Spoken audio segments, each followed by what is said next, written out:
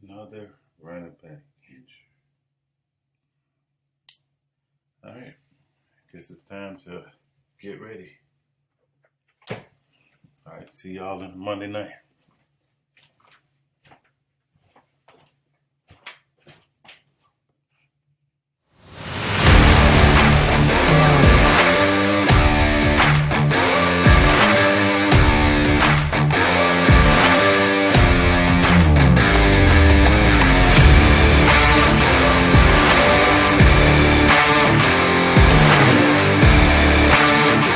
Hello everyone, welcome back to the channel. I hope you guys are all having a great day so far. Before I get too deep into this video, feel free to like, comment, subscribe, and turn on your notifications. All right, so one of the things I'm going to talk about today is the running back room for the Ravens, the Baltimore Ravens. As you guys know, we lost J.K. Dobbins, Gus Edwards, and Justice Hill from the running back room of the Baltimore Ravens. I've heard it all from, fired the training staff, fired Harbaugh. We did a new training facility. The situation is that it just keeps piling on top of one another about what's the contributing factor to all these injuries. I'm not an official on the Baltimore Ravens staff, so I don't want to speculate into what is really going on. But I do want to talk about the fact that injuries are a part of the game, regardless of where they happen. Injury can strike at any moment.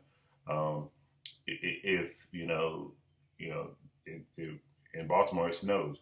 If you're taking out the trash and you take the one step too quick, you could slip, and your season could be over. And you're not even in a practice facility. So I just think we got to stop, trying to lay blame to something or somebody or someone or whatever, and just basically take it for what it's worth when it comes down to the injuries. Now, with that being said, the injuries doesn't mean that it's the end of the season, regardless of what we think as fans. Because, me, I'm going to be honest with you. I was at work coaching high school football, and I hear, man, what just happened to Gus Edwards? And I'm like, oh, gosh, really, what's going on? And there it is, bigger than crap, all over Twitter, everywhere. Gus Edwards believed to have torn his ACL. Like, oh, gosh, no. And it just felt like a bad dream. And then to put more salt in the wound, Juice Man went down, Marcus Peters. And I'm like, are you serious right now? So I had to take a knee. I'm not going to lie to you. I had to take a knee because, I love this team. I love the environment. Some of the players, being around, the vibes that I get from them. It's cool. It's cool to be able to connect with them when you go to the games. And even when you don't go to the games, you can connect with them when you see them out in public. I haven't met too many Raven players that were just 100% unapproachable. Even if, they're going to dap you up or say what's up to you, whatever. Most of them are pretty friendly when they're out in the public and so forth. No real guys are just like, super standoffish and so forth. At least I haven't seen it. So now we're going to dissect a little bit into the running backs that the Ravens are getting, and then we're going to kind of compare them, their numbers, their averages to what we're going to expect. All right. So first things first, as a team, in the last 2 years, the Ravens have, in 2019, 2020, the Ravens have ran the ball about 550 times. They ran it for 555 in 2020 and 596 in 2019. Now, keep in mind, I haven't factored any kind of Lamar Jackson runs in here or any kind of other quarterback runs or anything like that, fullback runs or tight end or anybody that's getting under additional care. I just did purely the running backs, and I'm going to basically talk to you guys a little bit about how this could work, because I know you guys probably got questions about, okay, man, we got all these running backs. How is that going to look? How is that going to work out? And it's pretty pretty simple to how you can look into it, or how to do it.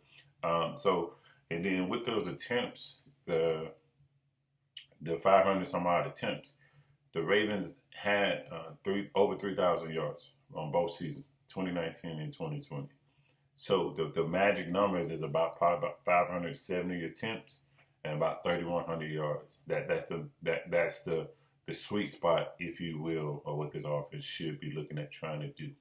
So, and I'm just going to take the three new guys because Ty'Son Williams, he'll probably get some carries in there. I'll say he'll probably get anywhere between 50 to 100 carries. And now I say that just because of trying to fit into the whole 575 carries or a little bit more than that. I don't imagine them wanting to run more than what they ran in 2019. I imagine they would try and keep it around the 555, probably 570, something like that. I know for a fact they do not want to get back to the 596. All right. So first guy is Le'Veon Bell. He's 29 years of age. He played 8 years, missed 1 year. He's had 1,556 attempts. So on average, he's if you do it with the 8 years, it is 194 attempts. If you do it with the 7 years, it's 223 attempts. The next guy, Devontae Freeman, he has 1,005 carries. He played 7 years in the league. He's also 29 years of age. His average is about 143 carries per year. Next one is Latavius Murray. He has 1,191 attempts or carries, and he's been in the league for 7 years. And he's 30 years old, and his average is about 170 per year. So if you add all three of those up, their averages, I just basically took the highest one for Le'Veon Bell, and so it basically come up to 536 carries, right? And so those remaining carries, I would imagine, would be between Ty'Son Williams and Lamar Jackson, and any other person that's going to get a carry, maybe a Pat Ricard or whatever. So with that being said, that fits the window of what the Ravens need to, or where the Ravens should want to be at when it comes down to running as a team. So with all three of those guys that I just mentioned and Ty'Son Williams, if you just break it down, and again, I'm using Alabama math here. I'm not a mathematician or anything like that.